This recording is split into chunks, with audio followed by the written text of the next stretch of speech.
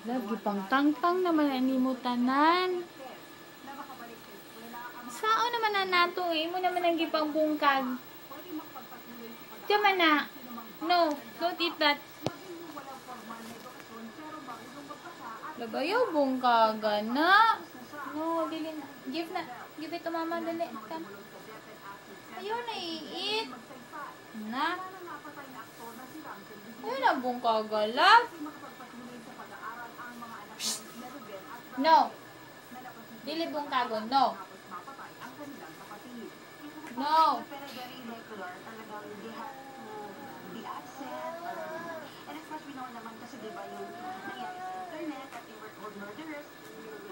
Oh.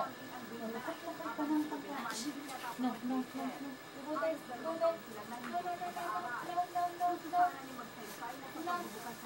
No. Here, oh. Bagamat overage na ang dalawa parang sa kanilang grade level, ang may dahilan naman ang kanilang pag-drop out.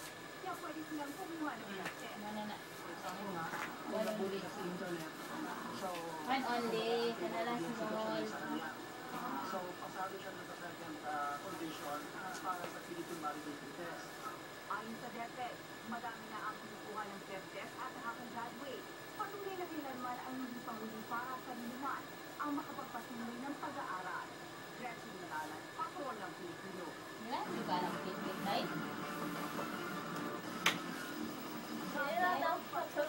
Ha? Okay na kanina? Sure. Mike! Mike! Ako wiwian, please. Si mama pangutan na. Ang ilang volunteers walang tigil sa paglalagay ng sandbags para mahilang ang baha. Na dito sa iyahan kuan. Na-i-blue din na siya kuan.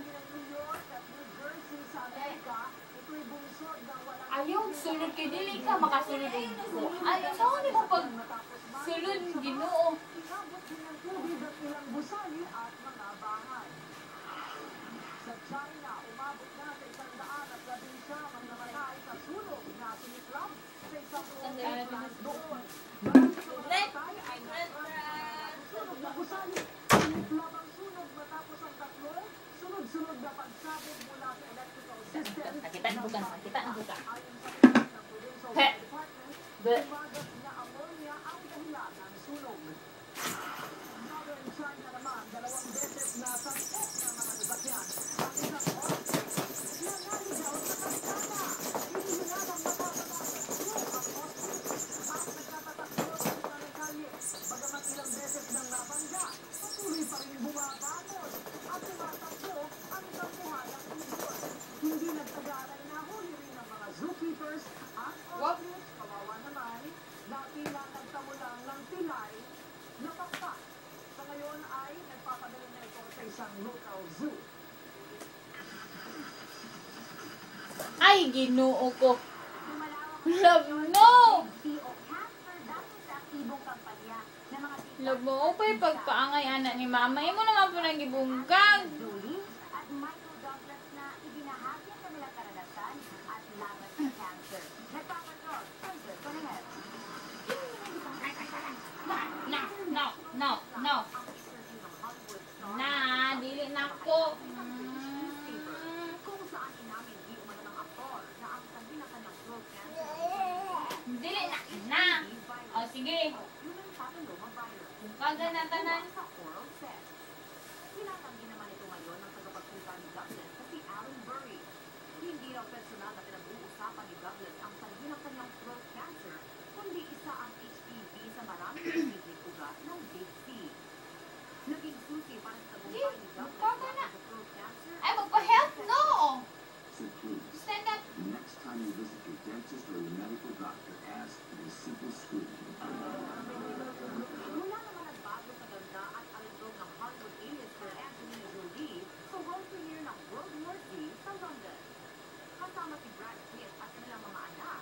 Ito ang unang public appearance ni Jolie matapos ang ibulgar ang kanyang preventive double mastectomy o pagpapaalis ng dalawang dibdib. Ginawa ito ni Angelina dahil meron siyang higit 80% chance na magka-ovarian cancer.